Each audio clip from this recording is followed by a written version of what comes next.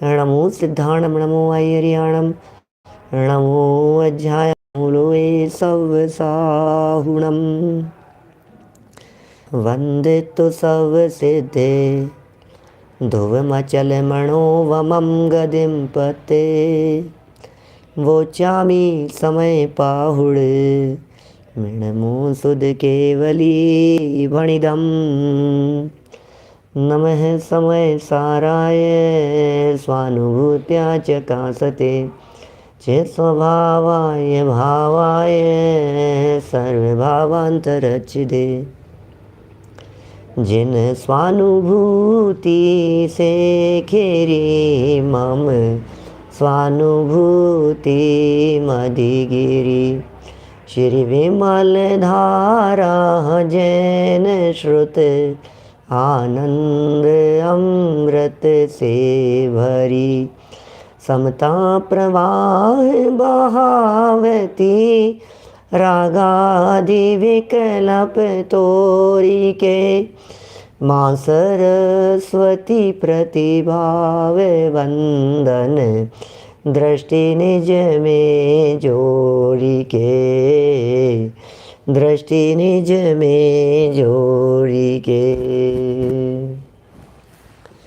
ग्रंथराज समयसार जी विराजमान है भरत क्षेत्र के भव्य जीवों के लिए, पामर जीवों के लिए अपनी प्रभुता से अपरिचित जीवों को अपनी प्रभुता का परिचय करा देने में समर्थ ये महान महान ग्रंथ, अद्भुत ग्रंथ, अद्भुत चर्चा, अद्भुत प्रकरण, स्तुति की चर्चा चल रही है, भक्ति की चर्चा चल रही है। जब जब भक्ति की चर्चा चलती है, भक्ति तो शब्द ही ऐसा होता है जो शब्द सुनने मात्र से मन मयूर नाचने लगता है। भक्ति तो बात ही ऐसी होती है जिसे सुन करके ऐसा लगने लगता है अरे भक्ति करो, भक्ति भक्ति का टाइम हो गया है। भक्ति में तो आनंद आनंद लगता है हमारे को, भक्ति, प्रभु की भक्ति। अब ये कहना चाह रहे हैं कि भाई तुम प्रभु की भक्ति कर रहे हो कि प्रभु के संयोगों की भक्ति कर रहे हो? तुम प्रभु की भक्ति कर रहे हो या प्रभु के साथ वालों की भक्ति कर रहे हो? तुम प्रभु की भक्ति कर रहे हो या प्रभु के पड़ोसी की भक्ति? पिछले 23वें कलश में ये बात कह दी गई थी कि भाई अयि कथम अपि मृत्वा तत्व कौतूहली सन अनुभव भाव मूर्ते पार्श्ववर्ती तम, अनुभव भाव मूर्ते पार्श्ववर्ती, पार्श्ववर्ती मूर्त, अरे पड़ोसी बन करके देख, पड़ोसी बन करके देख। ये बात कही थी ना पिछले 23 नंबर के कलश में, जब पड़ोसी बन करके देखने की बात कह दी थी, इसका मतलब शरीर को पड़ोसी कह करके पुकार दिया गया था। तो अब हम आपसे पूछते हैं, आप केवली की स्तुति के नाम पर केवली की स्तुति करते हो या उनके पड़ोसी की स्तुति करते हो? जरा देखो तो सही, गंभीरता से विचार करो। ये केवली की स्तुति है कि केवली के पड़ोसी की स्तुति है? भाई साहब कहीं ऐसा तो नहीं हो रहा है कि आपके यहाँ किसी बहुत बड़े सम्माननीय व्यक्ति को बुलाया और उसको बुलाने के बाद में उनके साथ जो ड्राइवर आया था उनका आप ड्राइवर की भक्ति स्तुति करने लगे और सम्माननीय व्यक्ति के सम्मान को छोड़ बैठे, भूल बैठे? कहीं ऐसा तो नहीं हो रहा है कि नहीं साहब क्या बात कर रहे हो साहब, क्या क्या बतलाएं? ऐसा ही हो रहा है, मुझे तो ऐसा ही लग रहा है। सम्माननीय व्यक्ति आए थे, ड्राइवर साथ में आया था, अब उनको तो भूल गए। ड्राइवर के लिए उसकी व्यवस्था, इसकी व्यवस्था। अरे भाई भाई भाई सुन तो सही, कर लेना, कोई बात तो नहीं, हम निषेध नहीं है। ड्राइवर आएगा तो उसको भी चाय पिला देना, वो आएगा तो कोई बात नहीं, उसको भी नाश्ता करा देना। लेकिन जो सम्माननीय बैठा है, असली सम्मान तो उसका किया जाना है। प्रमोद जी भाई साहब, आजकल की भक्तियाँ तो सच में कैमरे के सामने हो रही है। कैमरा देख करके भक्ति होती है, फोटो के सामने होती है, रिकॉर्डिंग के सामने होती है, दिखाने के लिए होती है। यहाँ कौन सी भक्ति की बात कर रहे हैं? अरे भैया केवली की स्तुति की चर्चा चल रही है। 26 नंबर गाथा में केवली भगवान की देह से स्तुति को झूठा कह दिया था, झूठी हो जाएगी भैया, इसलिए देह से मानना। 27 नंबर की गाथा में कह दिया तुम नए विभाग नहीं जानते, देह और चेतन एक हैं।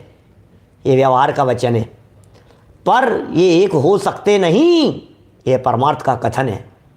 एक हो सकते नहीं, शरीर और आत्मा 3 काल में एक नहीं हो सकते। और सुनो, इस स्तुति के संदर्भ में 27वीं गाथा की टीका में सोने और चांदी के उदाहरण देकर के चर्चा की थी। दोनों के लक्षण भिन्न भिन्न हैं, ये बात कही गई थी। और दोनों के लक्षण भिन्न भिन्न हैं, लेकिन साथ साथ में व्यवहार देखा जाता है। ये बात 27 नंबर गाथा में कही गई, व्यवहार साथ साथ में देखा जाता है। यदि साथ में नहीं देखोगे तो शायद व्यवहार नहीं हो पाएगा। इनकी भिन्नता से व्यवहार नहीं चलता है, व्यवहार में तो दोनों को एक ही कहना पड़ेगा। इसी बात को थोड़ा सा और विस्तार देते हुए 28 और 29 नंबर ये गाथा है, सुंदर प्रकरण है।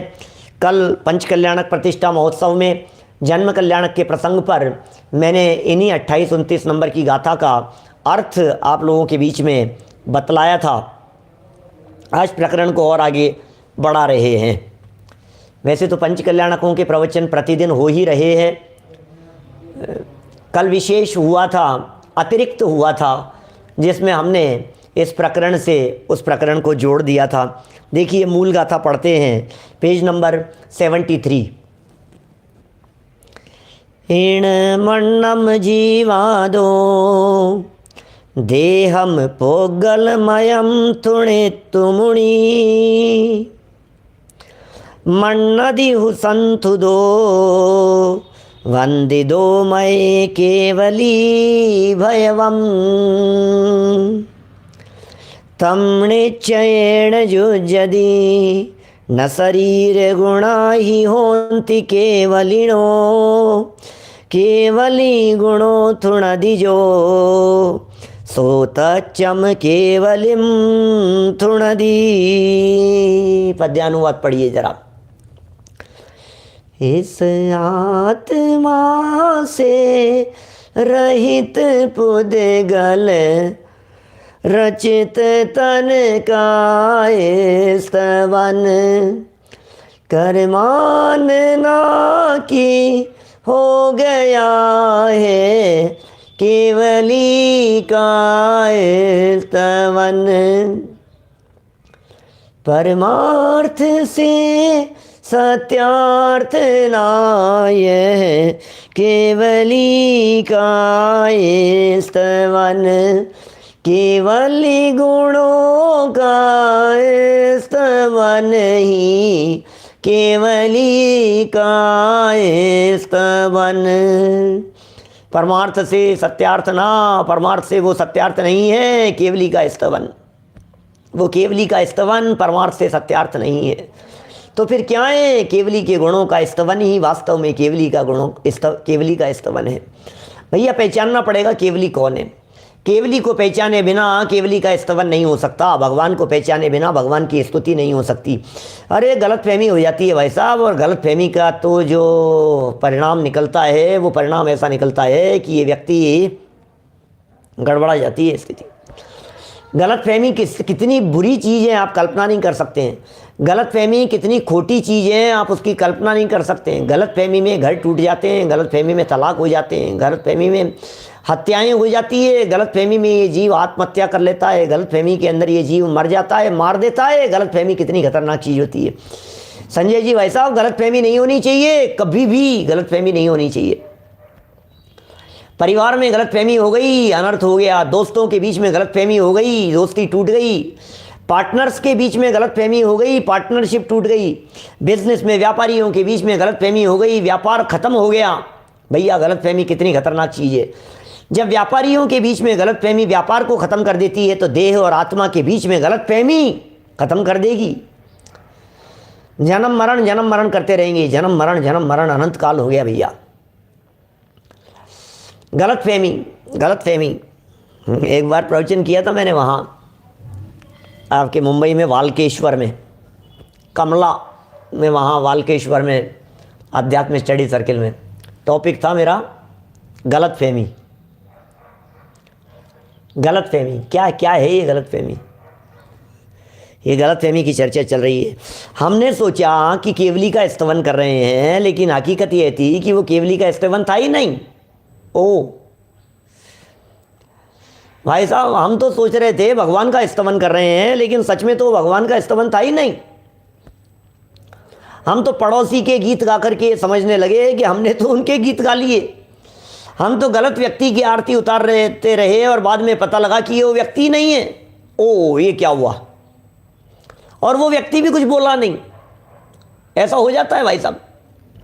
एक मुनिराज के प्रसंग में इस तरह की घटना घटी ना कि कुछ इस तरह की घटना है, एग्जैक्ट मुझे उपयोग से विस्मृत हो रही है, लेकिन मुनिराज के संदर्भ में बोले ये तो बहुत धन्य है, महान है, और वो कोई पेड़ के नीचे आकर के बैठ गए, फिर कोई दूसरे मुनिराज आकर के बैठ गए, बोले केवली भगवान ने आपके भाव 2-3 भाव ही बतलाए हैं, और जबकि वो बहुत लंबा काल था उनका, और बोले हमने केवली भगवान से पूछा कि आपको ऐसा होने वाला है, निर्वाण होने वाला है 1-2 भाव में, तो जवाब इस तरह का, वो उनको पता था कि ये मेरे लिए नहीं, ये किसी और मुनिराज के लिए कहा है, चुपचाप ऐसा समझ करके कि मेरी हो रही है स्तुति, ये उनकी स्तुति करते रहे।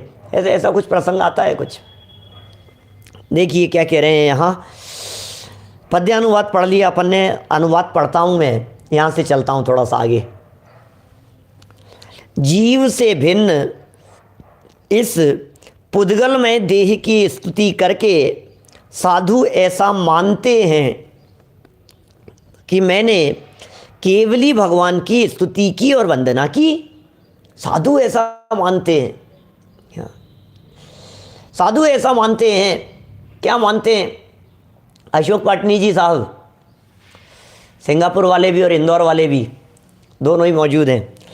देखो क्या कह रहे हैं यहाँ पर, ये लिख रहे हैं, जीव से भिन्न पुद्गलमय देह, शरीर अलग है और पुद्गल अलग है, देह पुद्गलमय है, मैं चैतन्य मैं हूँ, और ये कह रहे हैं उसकी स्तुति की, शरीर शरीर शरीर शरीर की स्तुति की। और साधु लोग ऐसा मान लेते हैं। कई साधु हो सकते हैं इस तरह के मानने वाले, मिथ्यात्वी भी हो सकते हैं, मिथ्यात्वी साधुओं की चर्चा भी हो सकती है, द्रव्यलिंगी साधुओं की चर्चा भी हो सकती है, और द्रव्यलिंगी की जानना चाहिए, इसलिए जानना चाहिए ये द्रव्यलिंगी की चर्चा, क्योंकि वो मान ही ऐसा रहा है। स्तुति करने में निषेध नहीं है, शरीर के आधार पर केवली भगवान की स्तुति करने में रंच मात्र भी विरोध नहीं है।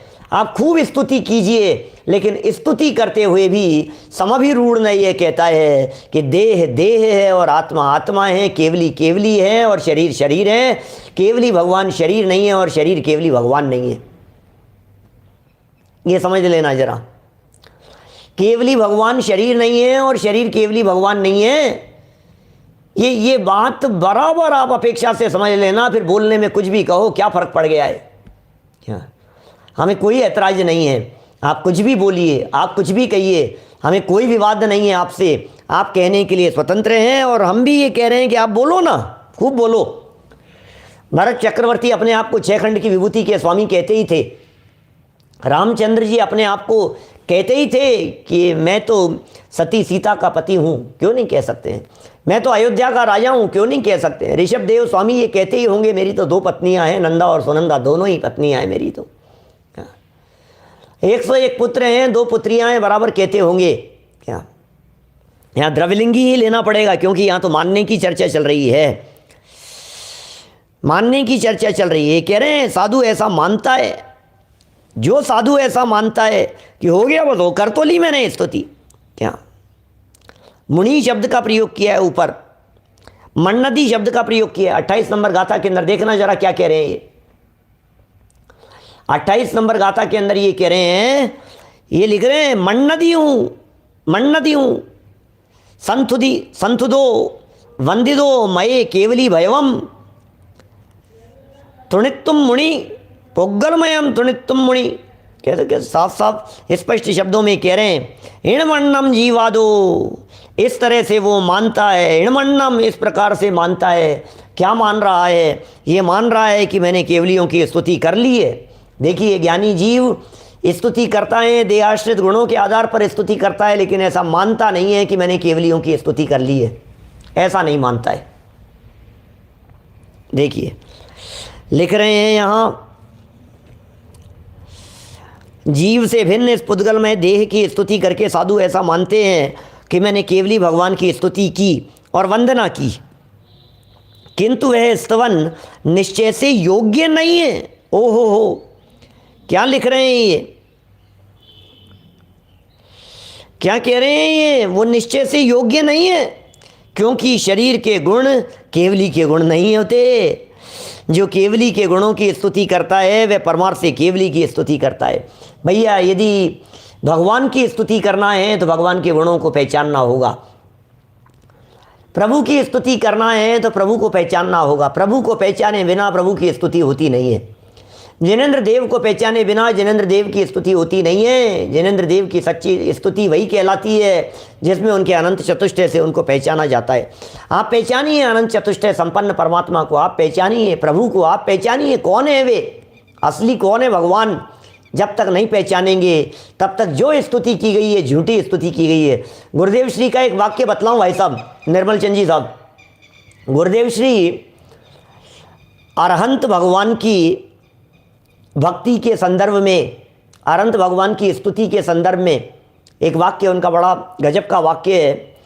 वे ऐसा कहते हैं, अनंत भगवान के स्वरूप को समझे बिना यदि कोई जीव, मिथ्या दृष्टि जीव, अरहंत भगवान के अंतरंग स्वरूप को समझे बिना, अनंत भगवान के बहिरंग स्वरूप को समझे बिना यदि कोई मिथ्या दृष्टि जीव अरहंत भगवान को नमस्कार करता है तो वे लिखते हैं ग्रहित मिथ्यात्व का पोषण करता है।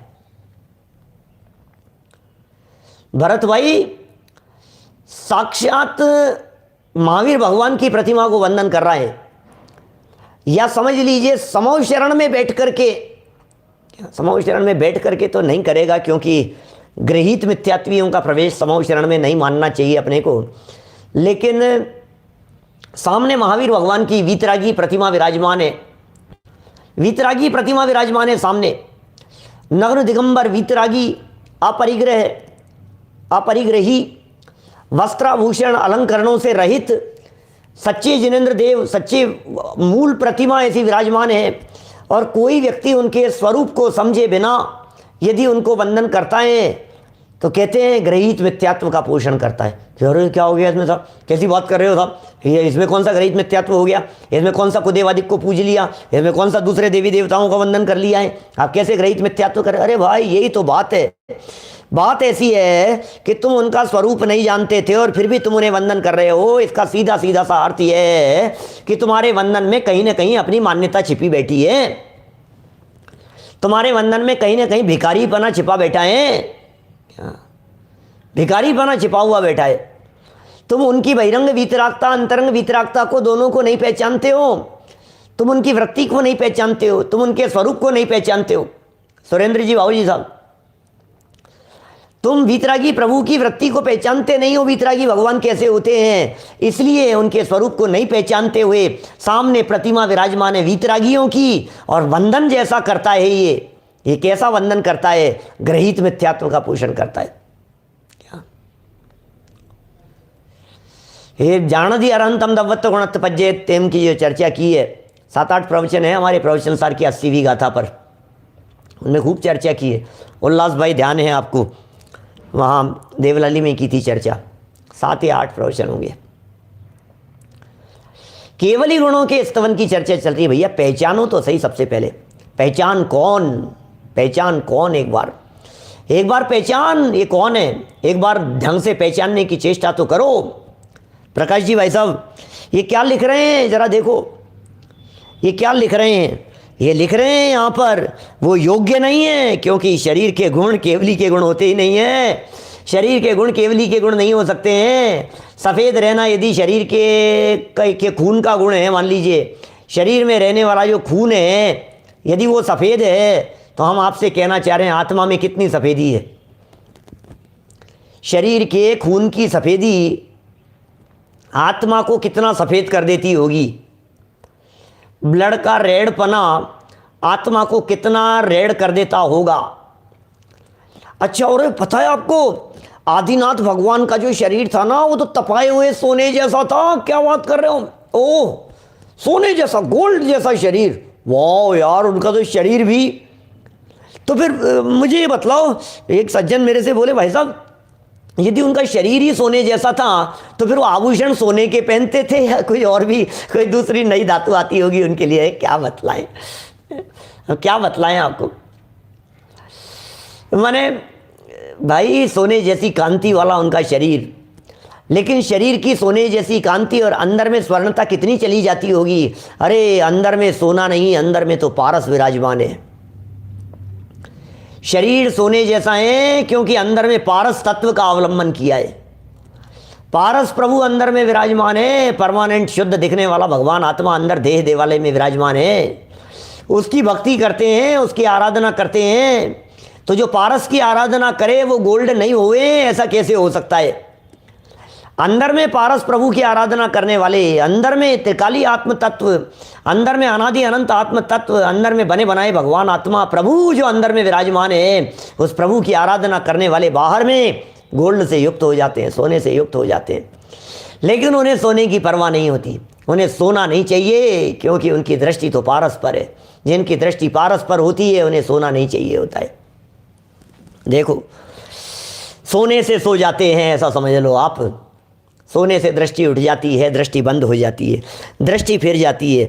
देखिए आगे बढ़ते हैं। यहाँ परमार्थ से केवली की स्तुति क्या है कि केवली के गुणों का स्तवन। बस देखिए यहाँ लिखते हैं आचार्य अमृतचंद्र 27वीं गाथा की टीका में दिए गए चांदी के संयोग वाले सोने के उदाहरण को ही आगे बढ़ाकर इन गाथाओं के भाव को स्पष्ट करते हैं। सोने के उदाहरण या चांदी के संयोग वाले सोने के उदाहरण दे रहे हैं सोने का। और कैसा बतला रहे हैं? चांदी के संयोग वाला बतला रहे हैं। चांदी के संयोग वाला सोना है, शरीर सहित आत्मा।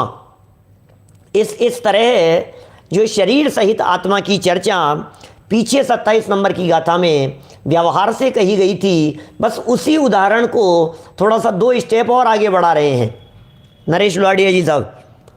ये उसी स्टेप को 2 स्टेप और आगे बढ़ा करके बात कर रहे हैं। बड़ा सुंदर उदाहरण को कैसे घटित करते हैं और देख देख करके हमें तो बड़ी प्रसन्नता होती है कि यदि ये कुंदाचार्य देव का माल नहीं मिला होता तो आज भी हम यही कर रहे होते। 2 गोरे 2 सांवले 2 हरिया 2 लाल 16 प्रतिमा स्वर्ण की बंधु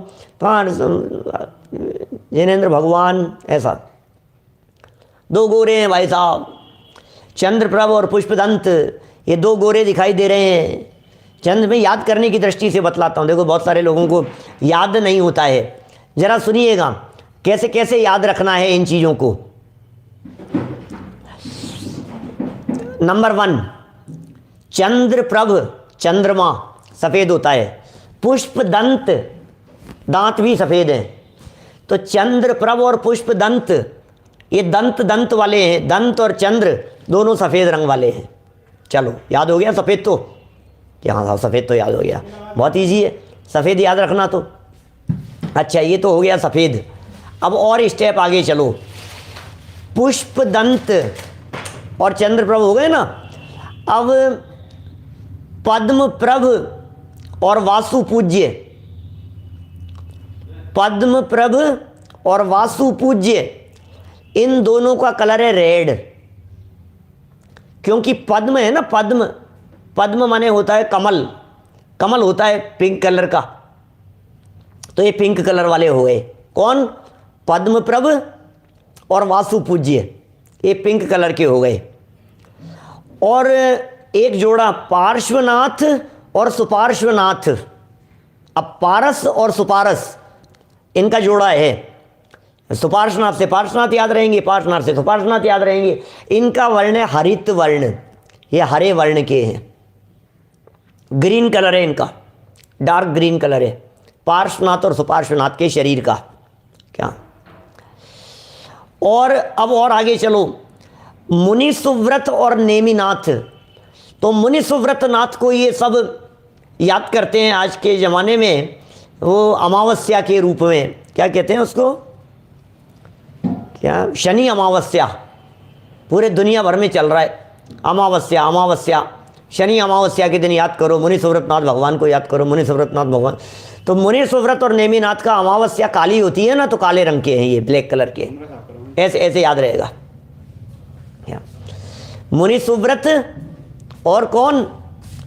मुनि सुव्रतनाथ के साथ साथ में नेमिनाथ। तो इस तरह से ये 2 तीर्थंकर हो गए। अब कितने बच गए? 8 तो अपन ने ये बतला दिए। अब इन 8 के साथ में अब हो गए 16 और लगा लो। अब जो बाकी 16 बच गए हैं, ये बाकी 16 तीर्थंकर स्वर्ण जैसे हैं। तो इस तरह से ये 24 तीर्थंकरों के कलर की चर्चा हुई। ये 24 तीर्थंकर इस तरह से अलग अलग कलर वाले हैं। अब बात तो ये है कि ये जो अलग अलग कलर वालों की जो बात कही गई है, अलग अलग कलर के जो तीर्थंकर बतलाए गए हैं, क्या वास्तव में तीर्थंकर परमात्मा कलर वाले होते हैं क्या? तो आपने इन कलर्स में उनकी मिलावट कर दी, असली स्वरूप को भूल बैठे, सारी मिलावट हो गई है, सब मिल गया है। तो अब ये बतलाना चाह रहे हैं, यहाँ पढ़ रहा हूँ, यहाँ देखिए, यद्यपि परमार्थ से सोना तो पीला ही होता है। ये तो परमार्थ का कथन है। सोना कैसा होता है? तो पीला ही होता है।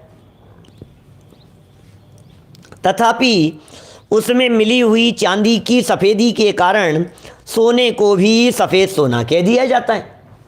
लो, क्या करें? उसमें मिली हुई जो सफ़ेदी है ना, उसके कारण सोने को सफ़ेद कह दिया जाता है। होता है क्या?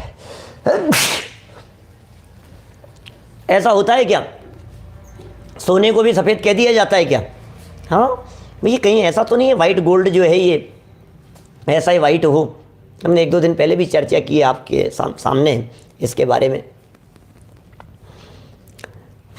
यद्यपि परमार्थ से सोना तो पीला ही होता है, तथापि उसमें मिली हुई चांदी की सफ़ेदी के कारण सोने को भी सफ़ेद कह दिया जाता है। सोने को भी सफ़ेद कह दिया जाता है। इसका मतलब सोना सफ़ेद है नहीं, कह दिया जाता है, पर यह कथन व्यवहार मात्र ही है। क्या कह रहे हैं आचार्य देव? अमृत चंद्राचार्य देव कह रहे हैं कह दिया जाता है, और कह दिया जाता है के साथ साथ में ये कह रहे हैं, बोले कोई दिक्कत नहीं है, आप बोल सकते हो, आप सफ़ेद सोना कह सकते हो, आप कोई दिक्कत नहीं है, बोलने में कोई दिक्कत नहीं है, ये कह दिया जाता है। लेकिन इतना ज़रूर अपने दिमाग में रखना कि ये जो कथन है, ये कथन व्यवहार मात्र ही है। क्या? ये असली नहीं है, ये नकली कथन है, ये व्यवहार मात्र कथन है। उसी प्रकार क्या? देखो क्या लिख रहे हैं राजेश भाई सामने से, वाइट गोल्ड जो है ये प्लेटिनम को मिक्स करके बनाया जाता है। अब आप सोचो जरा, वो प्लेटिनम को मिक्स करके वाइट गोल्ड बना दिया, इसका मतलब गोल्ड तो पीला ही होता है। सही बात तो यही हुई ना। अभी तो मिक्सिंग करके जैसे तैसे आपने उसको वाइट गोल्ड, रोज़ गोल्ड, जो अलग अलग तरह के जो बन रहे हैं, ये सब इसी तरह से कहीं ना कहीं मिक्सिंग करके उनको बनाया जाता है। इसका मतलब वो प्योर नहीं है। आचार्य देव तो बड़े पारखी थे इन सब चीज़ों के। कह दिया जाता है लेकिन है नहीं। कहना व्यवहार है, कहना व्यवहार है। मैं कितने सब लोगों का नाम सामने पुकारता हूँ और पुकारता हुआ कहता हूँ भाई साहब, भाई साहब, भाई साहब, भाई साहब, भाई साहब। कितने भाई हैं हम लोग कितने भाई हैं? कह रहे आप कह रहे थे ना भाई साहब, कि हाँ भाई साहब बोल रहे थे ना, कहना व्यवहार है। देखो आगे कह रहे हैं यहाँ, और आगे बढ़ते हैं थोड़ा सा। उसी प्रकार सिद्धांत प्रकटित कर रहे हैं। उसी प्रकार सफ़ेदी और लालिमा अथवा खून का सफ़ेद होना आदि शरीर के गुण हैं। सफ़ेदी भी लालिमा भी, क्या सफ़ेदी भी जो कही गई है यहाँ पर, और लालिमा भी जो कही गई है, ये दोनों ही चीज़ें, सफ़ेदी और लालिमा, किसकी सफ़ेदी है और किसकी लालिमा है? शरीर की। शरीर लालिमा रूप दिखाई दे रहा है, शरीर गोल्ड रूप दिखाई दे रहा है, शरीर के अंदर सफ़ेद खून दिखाई दे रहा है। खून का सफ़ेद होना आदि शरीर के ही गुण हैं। प्रभु कैसे हैं? बोले वज्र वृषभ नाराज सैनन वाले। प्रभु कैसे हैं? बोले अतुल्य बल के धनी हैं। प्रभु कैसे हैं? बोलो कैसे कैसे देख रहे हो आप? समचतुरस्र संस्थान वाले दिखाई दे रहे हैं। क्या समचतुरस्र संस्थान वाले हैं भाई साहब? कौन? प्रभु। अरे समचतुरस्र संस्थान दिखाई दे रहा है, वज्र वृषभ नाराज सैनन दिखाई दे रहा है इनका तो। ओह, नेत्रों की पलकें नहीं झपकती। कब? ध्यान देना, केवल ज्ञानी हो जाने पर। मेरे से कही किसी ने, एक दो लोगों ने, कल सुबह के प्रवचन में मैंने बात कही थी आप लोगों के बीच में, ये कहा था कि केवली भगवान, वो बाल तीर्थंकर की चर्चा चल रही थी ना, और बाल तीर्थंकर की चलती हुई चर्चा में ऐसा कह दिया था मैंने कि वो सौदर में इंद्र वो बाल तीर्थंकर को जब मेरू पर्वत के ऊपर लेकर के जाते हैं और वो बाल तीर्थंकर ऐसे पलक झपका करके और तुरंत बता देते हैं कि अरे मुझे क्या निहार रहे हो, अपने आप को देखो। कल प्रातःकाल कही थी चर्चा, तो एक दो लोगों ने मेरे से बाद में आकर के, भाई साहब आप पंडित जी आप है ना वो थोड़ा चूक गए थे, वो आपने आपके मुंह से निकल गया था ऐसा। मैंने कहा निकला नहीं था, मैंने जानबूझ के बोला था, सही थी वो बात। ऐसा नहीं है कि उनकी नेत्रों की पलकें नहीं झपकती है, नेत्रों की पलकें झपकती है, बाल तीर्थंकर की झपकती है। ये तो केवली का अतिशय है, केवल ज्ञान का अतिशय है नेत्रों की पलकें नहीं झपकना। हर्षवर्धन जी साहब, मैंने कहा अच्छा किया तुमने पूछ लिया, यदि नहीं पूछते तो तुम यही सोचते रहते, खुद तो गलत मान्यता को लेकर के बैठे रहते और ये और समझ लेते कि पंडित जी ने गलत बताया है, पंडित जी ने गलत बतलाया है, ये गलत समझ लिया और खुद की गलत मान्यता का पोषण करके बैठे रहते। इसलिए भाई यदि तुम्हें पंडित जी कहीं गलत दिखते हो तो शांति से चुपचाप पूछ लेना कि पंडित जी आपने गलत कह दिया था क्या, तो स्पष्टीकरण हो जाएगा।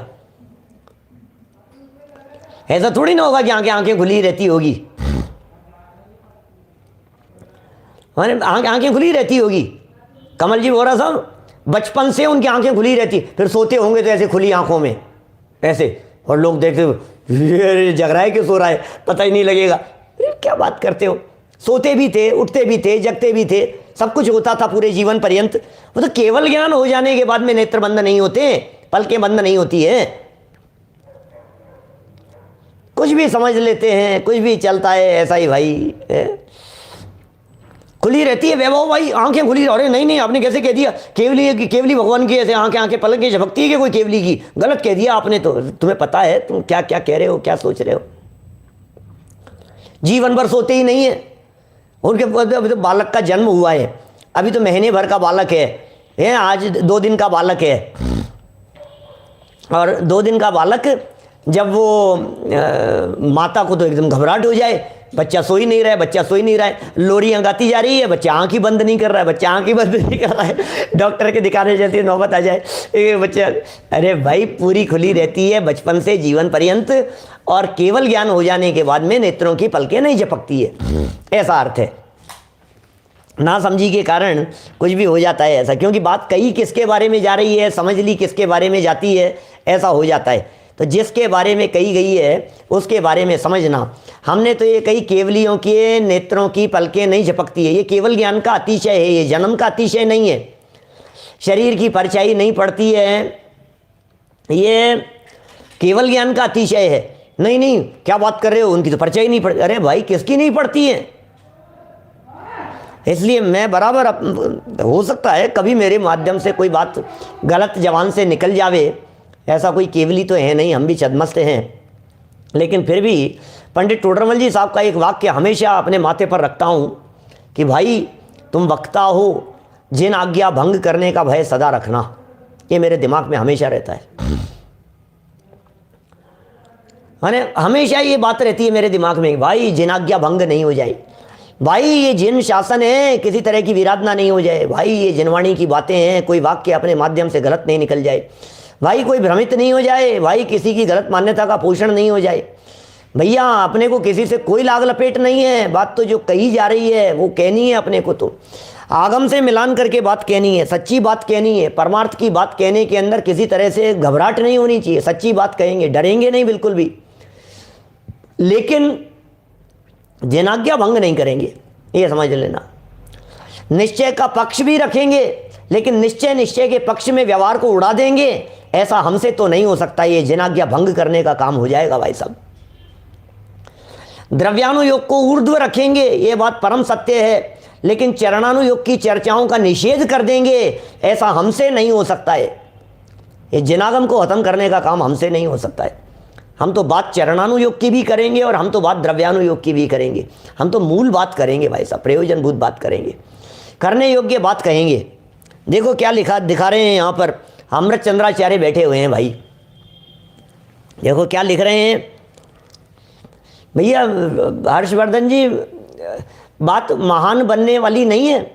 मैं सच कहता हूँ, यदि मेरी कोई व्यक्ति गलती बतलाए ना कि भाई आपने ये गलती की है, मैं कोई भी व्यक्ति, सभा में इतने लोग सुन रहे हैं, यदि कोई व्यक्ति मेरे को ये कहेगा कि पंडित जी इस जगह पर आपने ये बात गलत कह दी है, मैं दूसरे दिन उसका नाम लेकर के सभा में बतलाऊंगा कि इन्होंने हमारे को ये बतलाया और हमें पता लगा ये गलत निकल गया था हमारे मुंह से।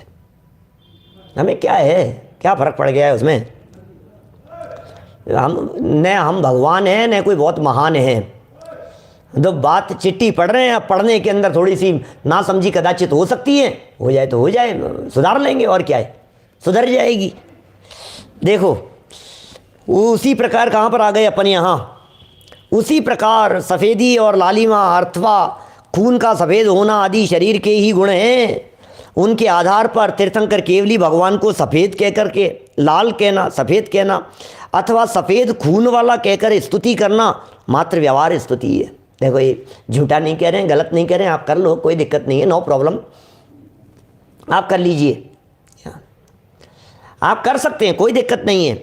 आप अरे इन्होंने की ना, जैसे ना आचार्य देव का श्लोक सुनाया था ना मैंने आपको, 27वीं गाथा या 26वीं गाथा की टीका करते समय जैसे ना आचार्य देव ने ये बात कही ना इस तरह की, जिनमें कलर बतलाए, शरीर के वर्ण वगैरह बतलाए, स्तुति की, अमृतचंद्राचार्य देव ने भी स्तुति की, मानतुंगाचार्य देव का पूरा स्तुति साहित्य इसी तरह से, भक्तामर स्तोत्र पूरा इसी तरह से भरा हुआ है। 26वीं गाथा में चर्चा करते समय हमने कही थी आपके सामने ये बातें, हे प्रभु आप तो कैसे हैं, त्रिजग नेत्रहारी, क्या शब्द हैं देखो आप, तीनों लोकों के नेत्रों को हे जिनेंद्र देव आप हरने वाले हैं। तीनों लोकों की उपमाएं आपके माध्यम से हर ली गई है। चंद्रमा में तो दाग दिखाई देता है, सूर्य को भी बादलों के द्वारा हर लिया जाता है, ये दीपक भी निर्धूम वर्ती रपवर्जित तैल पूरे। हे भगवान आप ऐसे अद्वितीय दीपक के समान हैं जिसमें बत्ती नहीं है, जिसमें तेल की जरूरत नहीं है।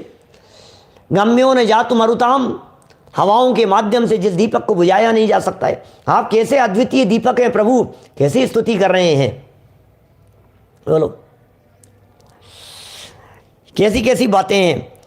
तो ये सब शरीर के रंग हैं, और वास्तव में जो शरीर के रंग कहे हैं, ये रंग भी मैं शायद पहले स्पष्ट किया है, ये रंग का अर्थ ऐसा डार्क रंग नहीं समझना, गोल्ड जैसा, गोल्ड जैसी छवि सी दिखाई देती है, बस थोड़ी सी आभा उसमें उस तरह की, कहते हैं ना शेडो, शेड थोड़ा सा उसमें उस तरह का मिक्स आएगा, गोल्ड जैसा दिखाई देगा। होते तो मनुष्य ही हैं, औदारिक शरीर वाले ही हैं, और औदारिक शरीर वाले मनुष्य गति के जीव, शरीर तो मनुष्यों जैसा ही होता है। अब बाहुबली भगवान का कैसा होगा कि भरत स्वामी का कैसा शरीर होगा, पता नहीं भाई, हम तो कह नहीं सकते, लेकिन तीसरे काल का अंत था, तो तीसरे काल के अंत में जिस तरह का शरीर कहा है वो भूमि है जीवों का, उसके आधार पर जानना चाहिए, क्योंकि मनुष्य शरीर है, क्या फ़र्क पड़ता है उससे, 525 धनुष का शरीर था उनका। अब आत्मा का तो कोई रंग है नहीं, रंग से अतीत है आत्मा। तो ये सब व्यवहार स्तुति है, की जा सकती है। परमार्थ से विचार करें, अगला वाक्य लिख रहे हैं, परमार्थ से विचार करें तो लाल सफ़ेद होना या सफ़ेद खून वाला होना ये तीर्थंकर केवली का स्वभाव नहीं है। खून किस में होता है कि नहीं साहब, केवली का सफ़ेद खून, अच्छा केवली का सफ़ेद खून, केवली आत्मा की अवस्था है कि केवली शरीर की अवस्था है? किस तरह केवली तो आत्मा की अवस्था है, तो आत्मा में खून होता है क्या? आत्मा में खून कहना ये आत्मा का खून कर देने जैसा है। क्या कहा, वाक्य दोबारा बोलता हूं, कोई व्यक्ति यदि ये कहे क्या कि आत्मा का सफ़ेद खून है, सबकी आत्मा में लाल खून होता है लेकिन तीर्थंकरों की आत्मा में सफ़ेद खून होता है, कि अरे अरे तूने आत्मा का खून कर दिया हो, आत्मा का खून कर दिया, खून कर दिया माने हत्या कर दी, हे आत्मघाती तूने आत्मा की हत्या कर दी, आत्मा को ही मार दिया क्या?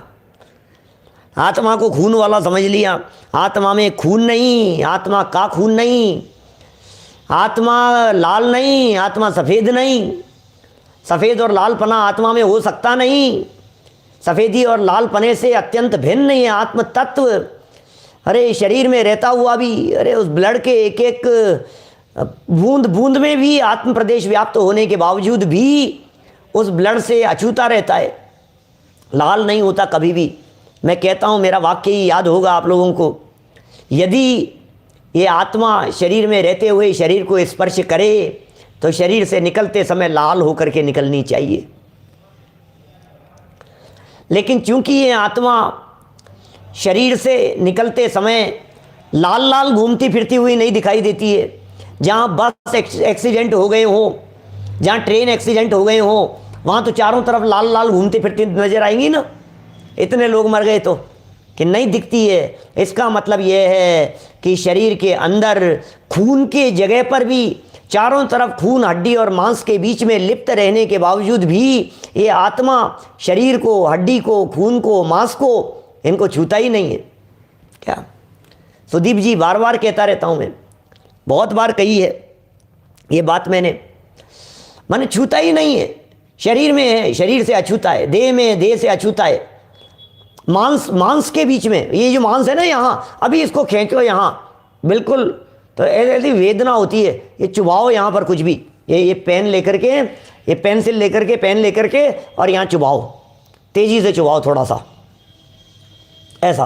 तो ये जो वेदन हो रहा है, इसका मतलब ये जो मांस है, ये जो मांस दिखाई दे रहा है, इस मांस के परमाणु में, इन मांस के परमाणु में आत्मा के प्रदेश व्याप्त हैं। गजब हो गया।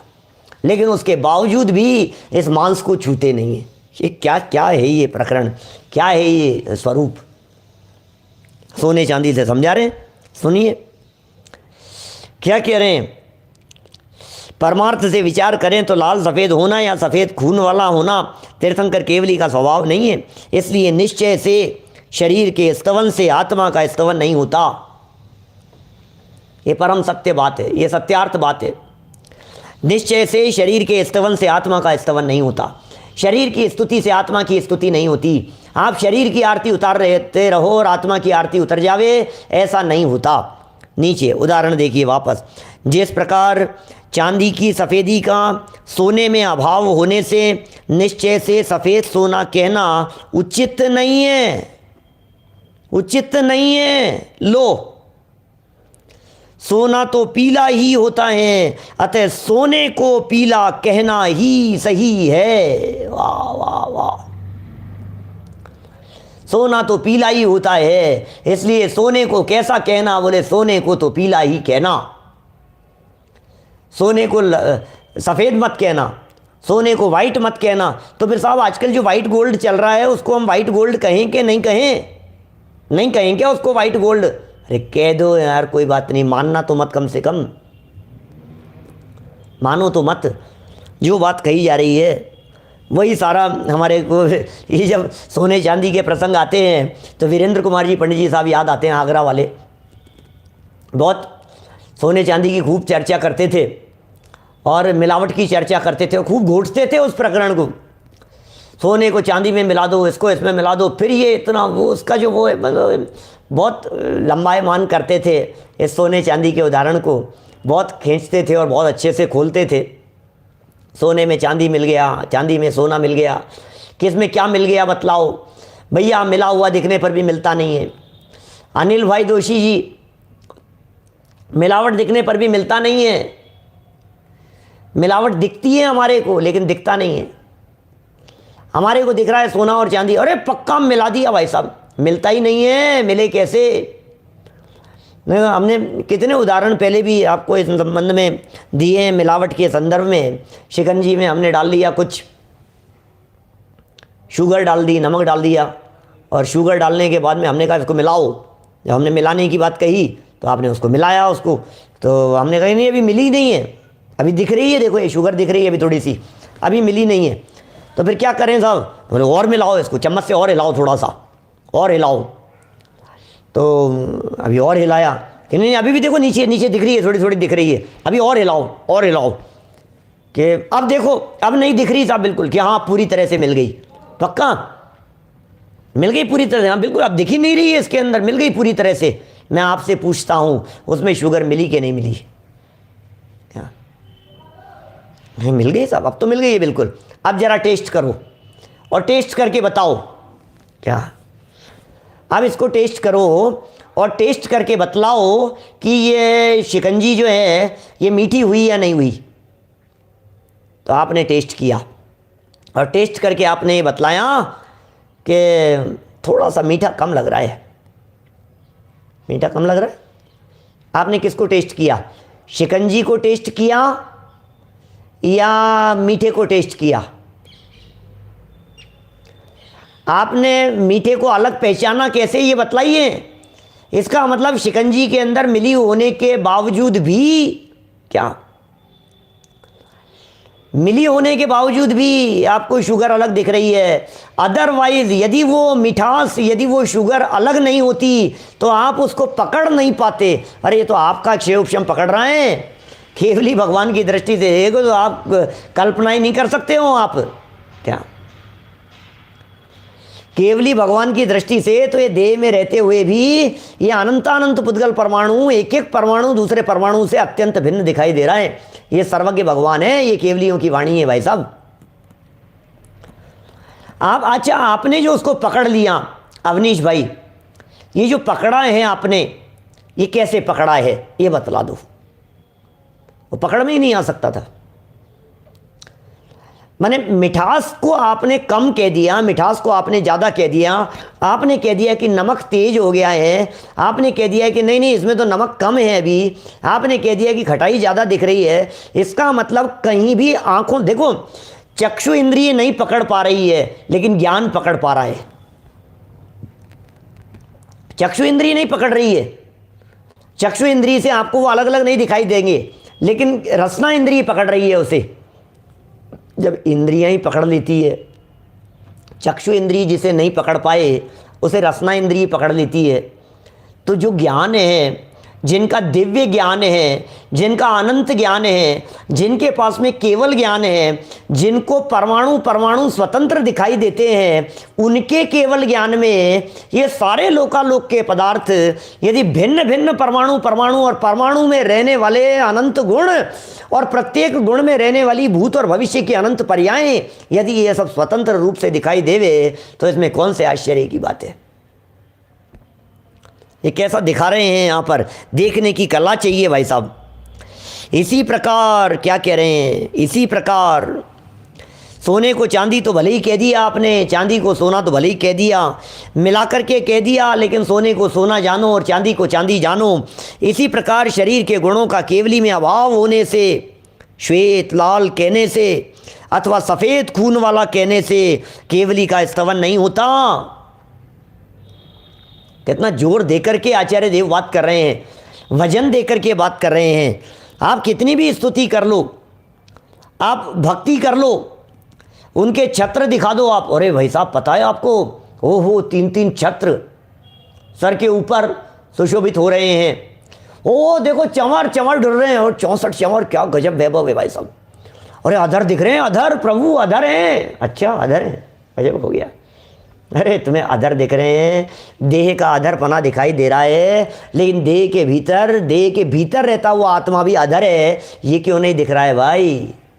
देखना तो वो चाहिए। देह अधर दिखाई दे रही है, लेकिन अधर देह के भीतर भगवान आत्मा अधर विराजमान है, वो क्यों नहीं दिखाई देता है? देखना तो उसको है, उसे अधर देखना है। ये सब देह से स्तुति हो रही है, संयोगों से स्तुति हो रही है, समविशरण से स्तुति हो रही है। कौन से वृक्ष के नीचे केवल ज्ञान हुआ, उस वृक्ष से स्तुति हो रही है। अरे भगवान, अरे कौन सी पालकी आई, अरे कौन सा, देखो तो सही, ये जो स्तुतियाँ हो रही है सब स्तुति के संदर्भ में कह रहे हैं। इसी प्रकार शरीर के गुणों का केवली में अभाव होने से, शरीर के गुण केवली में अत्यंत अभाव है, शरीर के गुण केवली में नहीं है, केवली में शरीर के गुण नहीं है और शरीर के गुण केवली में नहीं है। अरे यदि शरीर के गुण केवली में माने जावें या केवली भगवान में शरीर के गुण मान लिए जावें तो शरीर को भी केवल ज्ञान प्रसंग होने का प्राप्त होवे, और केवल ज्ञान तो क्षायिक ज्ञान है। शरीर को यदि केवल ज्ञान हो गया तो फिर शरीर कभी छूटना नहीं चाहिए। पंडित जी क्या कह दिया, कुछ समझ में नहीं है, जल्दी जल्दी बोल गए आप थोड़ा सा। समझ में नहीं आई क्या कह दिया आपने। सुनो, केवल ज्ञान एक बार हो जाने के बाद में कभी छूटता नहीं है। केवली के गुणों को शरीर में मान लो, या शरीर के गुणों को केवली में मान लो, और वो अवस्था कभी छूटेगी नहीं। तो कितनी बड़ी प्रॉब्लम आ जाएगी कि सिद्ध अवस्था में भी शरीर मानना पड़ेगा, शरीर में ही केवल ज्ञान मानना पड़ेगा। कितनी बड़ी समस्याएं आ जाएगी। शरीर में ही केवल ज्ञान मान लिया, तो केवली है, केवली है साहब, कौन से केवली हैं, गलतफहमी हो गई है। शरीर के गुणों का केवली में अभाव है, ऐसा होने से, श्वेत लाल कहने से अथवा सफ़ेद खून वाला कहने से केवली का स्तवन होता ही नहीं है, हुआ ही नहीं है। ये उन मुनिराजियों को समझा रहे हैं जो इतना मान कर के बैठ गए हैं, हमने तो कर लिया केवली का स्तवन, ऐसा जो मान कर के बैठ गए हैं उन्हें समझा रहे हैं नहीं होता। केवली के गुणों के स्तवन करने से ही केवली का स्तवन होता है, केवली के गुणों का स्तवन करने से ही केवली का स्तवन होता है। भैया असली गुणों का स्तवन करो, इसलिए कहते हैं केवली को पहचानो तो सही, केवली को वंदन करने से केवली को पहचानो। महावीर भगवान को अर्घ चढ़ाने के पहले महावीर भगवान को पहचानो। मैं कहना चाहता हूँ रोजाना पूजन करने वालों से, मैं कहना चाहता हूँ जिन मंदिर भरे रहते हैं रोजाना पूजन भक्ति आराधना करने वालों से, भक्ति करने वालों से, चंवर लेकर के नाचने वालों से, एक के बाद धमाधम अर्घ चढ़ाने वाले लोगों से मैं कहना चाहता हूँ भैया अर्घ चढ़ाने से पहले जिनको अर्घ चढ़ाया जा रहा है उनको पहचान तो लो, किन्हें चढ़ा रहे हो। जिनकी भक्ति कर रहे हो उनको पहचान तो लो, जान तो लो आप। यदि आप नहीं जानेंगे, उनको अंतरंग से नहीं जानेंगे, उनके मूल स्वरूप को नहीं जानेंगे, तो आपकी सारी भक्ति करना बेकार हो गया। हम तो ज़बरदस्ती उनकी महिमा और उनके गीत गाते रहे और बाद में पता लगा ये तो है ही नहीं, वो तो बाद में आए हैं, ये क्या हुआ। कभी कभी ऐसा हो जाता है, ऐसी बहुत गड़बड़ियाँ हो जाती है इस तरह की। इसलिए सावधान रहने के लिए संपूर्ण प्रकरण है। आचार्य अमृत चंद्र स्वामी हमें सावधान करते हैं। इसी प्रकरण को दादा ने और खोला है, कल उस प्रकरण को आगे बढ़ाएंगे और आगे चर्चा करेंगे। अभी तो आचार्य कुंद स्वामी भी इसके संबंध में उदाहरण देने वाले हैं 30 नंबर की गाथा में। कल चलेगा प्रकरण यथा समय आगे। अभी की बात को यहीं विराम देते हैं। जनवाणी स्तुति। शाम को मिलेंगे आपसे 6:45 बजे आज दीक्षा कल्याणक के संदर्भ में प्रकरण को लेकर के। रात्रि 8 बजे स्त्री प्रक्षाल स्त्री अभिषेक के संबंध में प्रकरण आज शुरू होगा। रात्रि 8 बजे 10 बजे यथावत। अभी निज निधि निज में बताई यह अनंत उपकार है, उसके लिए जिन वाणी माँ को वंदना शत बार है, वंदना शत बार है। नमो हरिहंताणम, नमो सिद्धाणम, नमो आयर्याणम, नमो वज्रायाणम, नमो लोहे सव्य सावुण।